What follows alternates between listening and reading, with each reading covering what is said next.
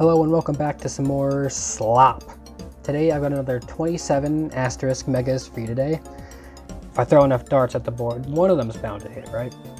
This will probably be the last one of these I do, seeing that the DLC is less than a month away and I doubt we're going to get any more megas for a while afterwards.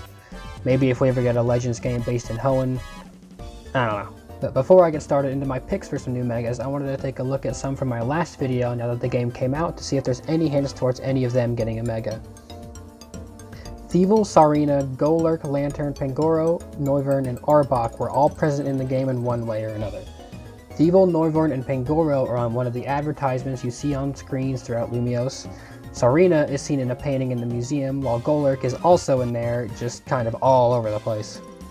Lantern can be seen on some screens in the lab, and Arbok is present in the base game's decks, along with, of course, Noivern and Pangoro. I'm hesitant on whether or not Thievul, Sarina, Noivern, Pangoro, and Lantern being there in random one-off places really hints to anything bigger, or if it's just some little world-building details.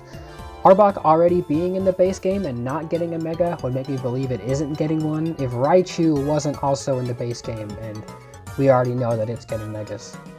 But that could very well just be some Pikachu nepotism. Golurk, however, is a special case.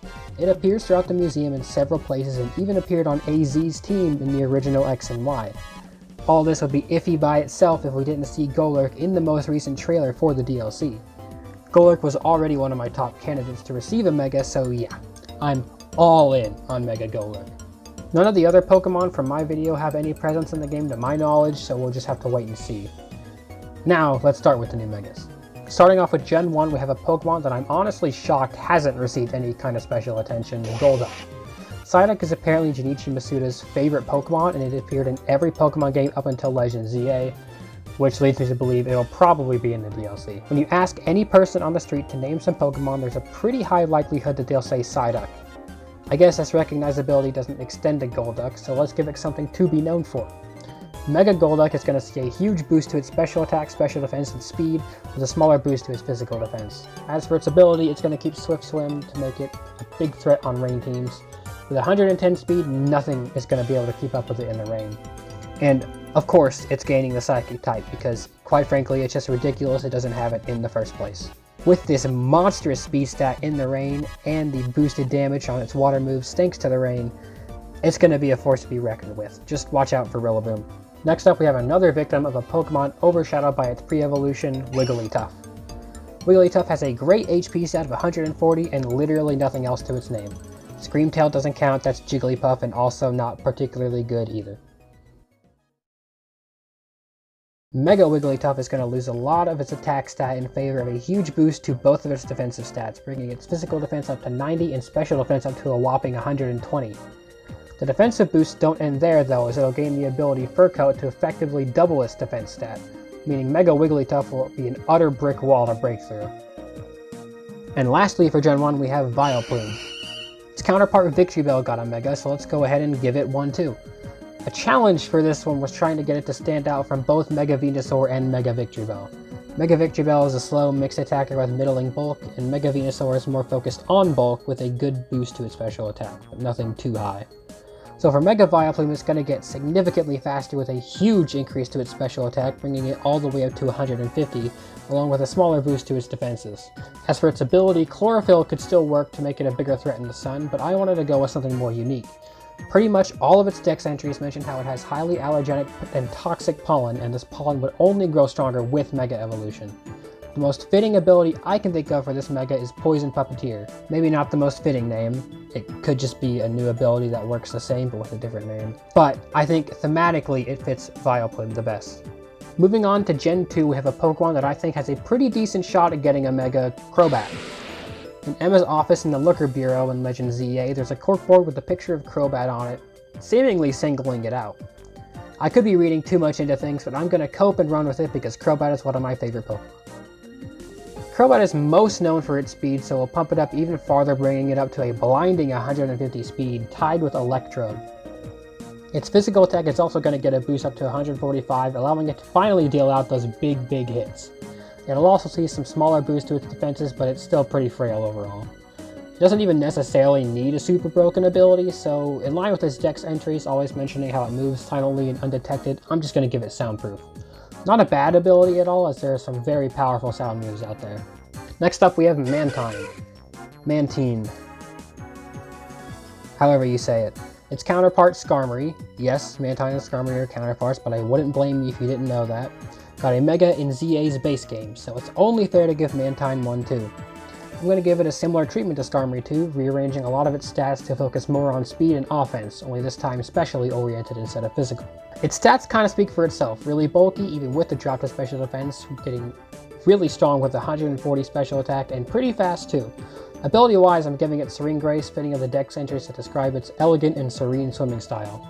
And last up for Gen 2 we have one that I may have gone a little overboard with, Magcargo. For some reason, I can't remember its pre-evolution's name. Weird.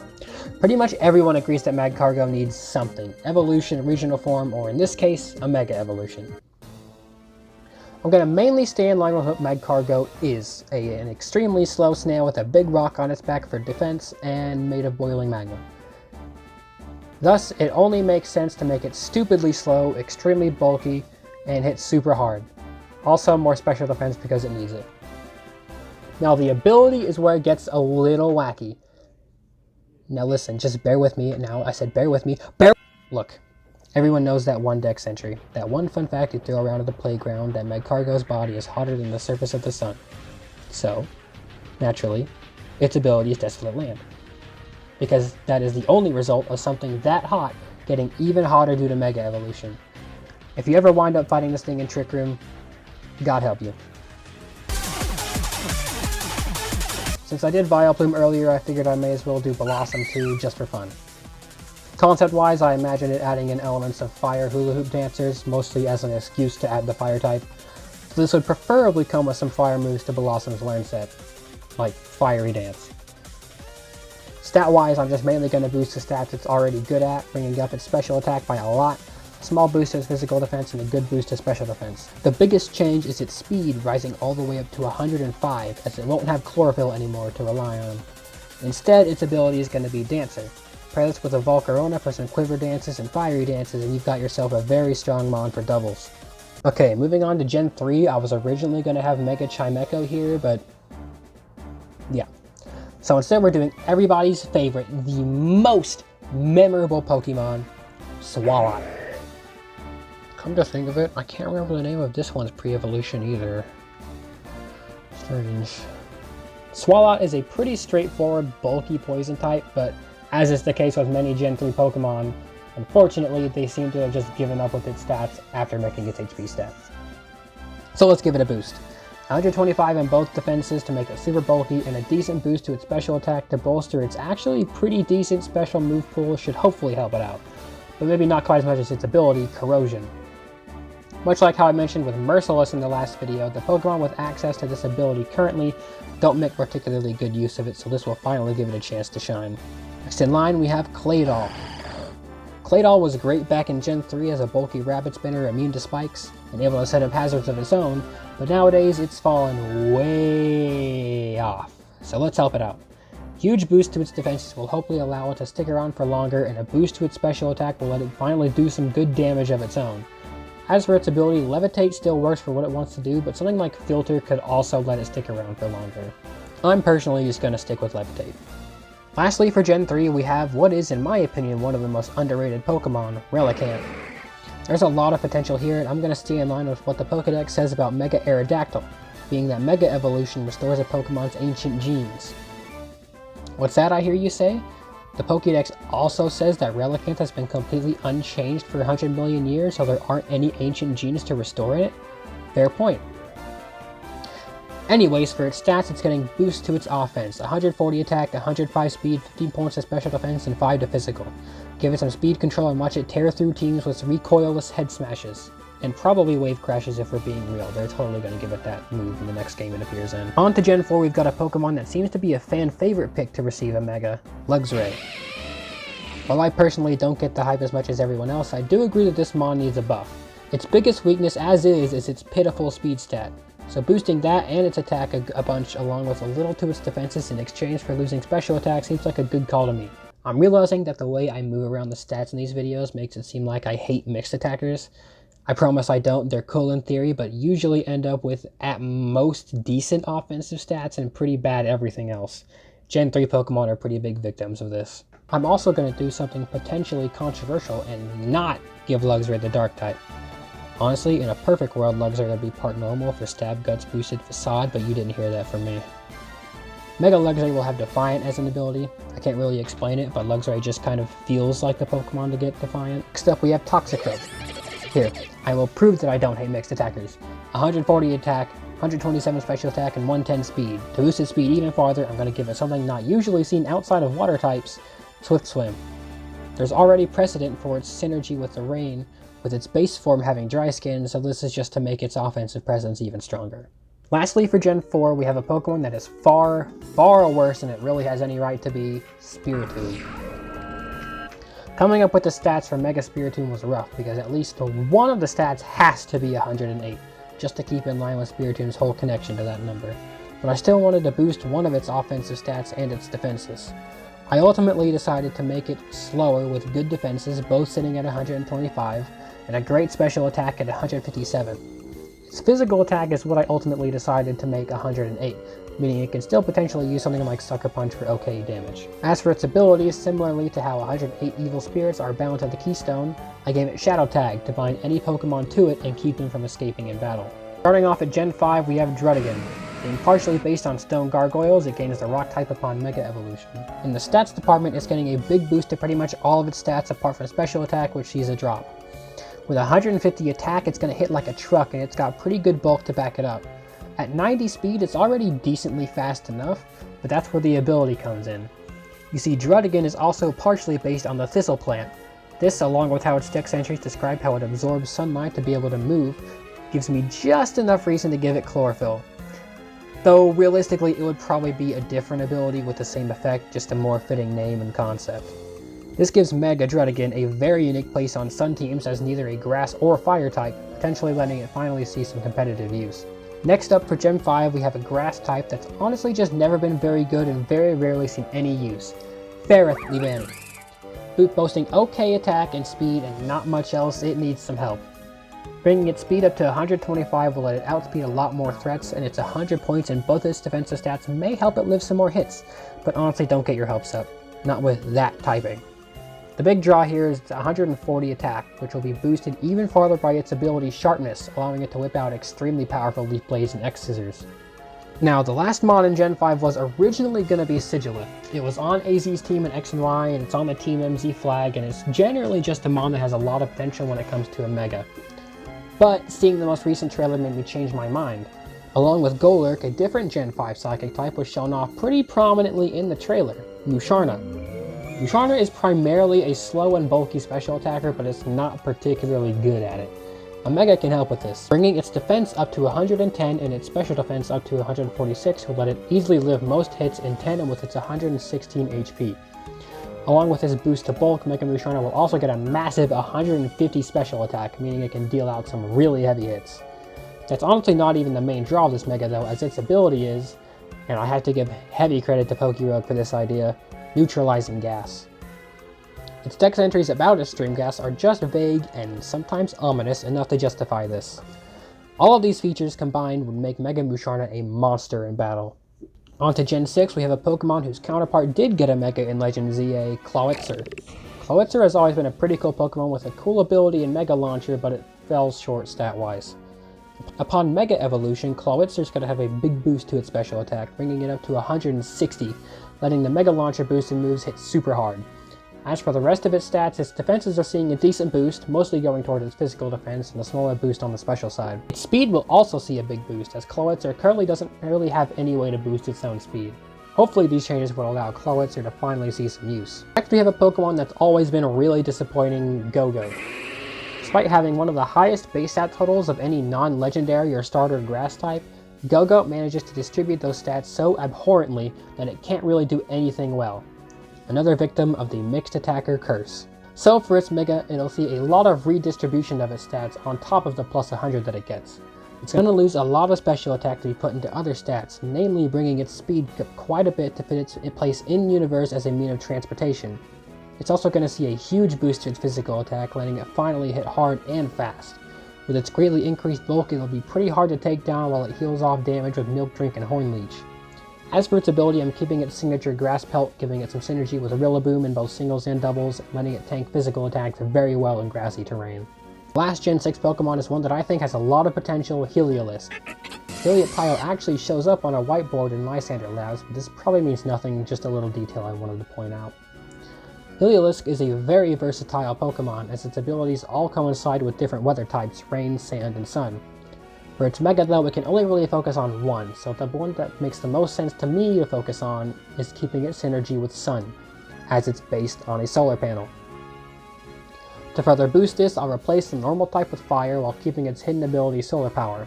It'll see an enormous speed boost, bringing it all the way up to 150, with its special attack also going up to 140. Pair it with a Pokemon that can set up the sun and you'll tear through opponents with ease. Moving on to Gen 7, we have Palisand.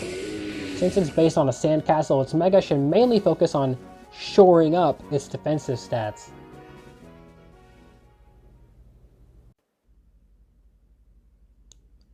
I think about my own death a lot. Its physical defense soars up to 150 and its special defense up to 110. With its already decent HP stat, Mega Palisand will be able to tank quite a few hits. Its special attack also rises to 125, letting it deal out some pretty decent damage with its great offensive stab combination of Ghost and Ground. Just watch out for those pesky normal flying types. As for its ability, keeping its signature Water Compaction makes the most sense to me, allowing it to go head-to-head with physical attacking water types with its ever-increasing physical defense and access to Giga Drain. Next up, we have a pretty unpopular Pokemon that I actually like quite a bit, Crabominable. Despite its excellent offensive typing of Ice and Fighting, Crabominable's stats do not back it up. It's got good attack, but it's really slow and pretty frail as well. For its Mega, I don't really see it getting much faster, so it's going to lose speed instead, letting it function more in Trick Room. Its physical attack goes up to 160, letting it deal out some very heavy hits, and its defenses will also see a boost up to the 120s, letting it lift some hits very well, especially in the snow or with Aurora Veil support. To help its survivability, it'll keep Iron Fist as its ability, letting it heal off a lot of damage with Drain Punch and improving the damage of other moves like Ice Hammer or Thunder Punch. Lastly, for Gen 7, we have the Pikachu clone, Togedemaru. As a Pikachu clone, its main role is as support. To help with this, it'll see a big boost to its speed, letting it spread paralysis with Nuzzle and flinches with Zingzap much easier. Its attack also sees a small boost going up to 108, and its physical defense nearly doubles up to 115. And its special defense sees a little buff to 81. Ability-wise, Togedemaru is mainly known for Lightning Rod, and that's what makes the most sense for me to keep, helping it support any water or flying type partners in doubles and giving it potential free switches in singles. Generation 8 was by far the hardest one to choose Pokemon to give Megas to. Many of the Pokemon here already have some other form or would be much more fitting of getting a permanent evolution, which leaves pretty small options. First up is Stonejourner. Mega Stonejourner will mainly focus on increasing its already good physical attack and defense, bringing them both up to enormous levels. Its special defense will also see a pretty big boost up to 81. It's still not particularly good, but it's a hell of an improvement from where it was before. Its speed does, however, fall a little bit to a very intentional number of 49. It'll keep Power Spot as an ability, as it's something that I think is very unique, and I definitely want to see how much it would impact double battles. Next up, we actually have a Hisuian Pokemon, Weirdeer. Stantler suffered for 20 years, doomed to forever be irrelevant to competitive play. That is until Weirdeer appeared, and it was still awful. So let's give it a Mega. Mega Weirdeer will stay as a mixed attacker, bringing both its attacking stats up to 135. It'll also see both its defenses rise to 90, letting it hopefully live more hits combined with its good HP stat of 103. Speed rises to 82, and while this is not very good on its own, upon Mega Evolution, Weirdeer will gain Speed Boost. The improved bulk and offensive stats combined with its decent setup and support move pool let it slowly snowball in power. Last up for Gen 8 is Frostmoth. Buffing Frostmoth is a tall order because Bug Ice is just that awful of a typing. But I will do my best. Its speed sees the biggest boost up to 130, letting it finally outspeed a lot of other Pokemon and hit hard with massive 150 special attack. Special defense sees a small boost up to 100, but its physical defense remains the same. It'll keep its signature ability Ice Scales, letting it tank any non-fire or rock type special moves with ease. If it's able to get a Quiver Dance off, Mega Frostmoths can easily start to tear through teams. On to Gen 9, I'm not super hopeful on any more of them actually getting Megas, considering for Gen 7 and 8 there was only one Mega, and now we know about Mega Baxcalibur. So I'm thinking it's probably just going to be Baxcalibur for Gen 9. I'm doubtful on there being any more, but I'll make some concepts for some anyways. First up is the Bane of Casserolia Lake, Veluza. To actually match its ridiculous speed in the overworld, Mega Veluza will have its speed rise all the way up to 120. Its attack goes up to 130, letting any sharpness boosted moves hit super hard. Its defenses also see a smaller boost, potentially letting it finally live some more hits. Don't get your hopes up though. If by some miracle you're able to get off a fillet away with this thing, Mega Veluza can become a very potent damage dealer. Next up is the former Titan Pokemon Cloth. Cloth already has the makings of a good Pokemon, but it just needs a good push to help it finally do some real damage. Its attack and defense both see huge boosts, letting it deal heavy damage and take some good physical hits. Its special defense should also see a smaller boost up to 80, and its speed stat rises to 95. Its ability is a tough choice. Should it keep Anger Shell, or should it be something similar to Mega Sharpedo, where it first activates Anger Shell in its base form and then Mega Evolves for a different ability? I think it would probably struggle to activate Anger Shell in its base form without fainting, so the best course of action in my opinion would just be to keep Anger Shell in its Mega form, but I could definitely hear some arguments otherwise. And lastly in the video, we've got Doxbun. Doxbun already has a bit of a niche as a wall for a lot of very strong Dragon or Fire type Pokemon, or both. Mega Doxbun should just further help it do this. Both of its defensive stats see a pretty good boost, going up to 130 on the physical side and 100 on the special side. Its speed rises up to 115 and its attack rises to 120, giving it a decent offensive presence on top of its increased bulk.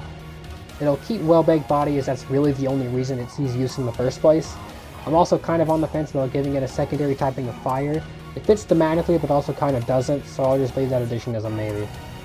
And that'll do it for my ideas for some new Megas for Legend of ZA's DLC. Surely I'm bound to get at least one of these Megas between both these videos, right? One note before I finish off here. I would personally definitely keep an eye on any post-Gen 6 Pokemon that have shown up in these trailers, as much like in Legends Arceus and Legends ZA's base game, anything that's been post-Gen 6 or 4 has been something that's gotten some kind of new form. So I would definitely keep an eye on the likes of Corviknight, Mr. Rhyme, Garganacl, Golisopod, and whatever other post-Gen 6 Pokemon appear in the trailer that I can't remember right now.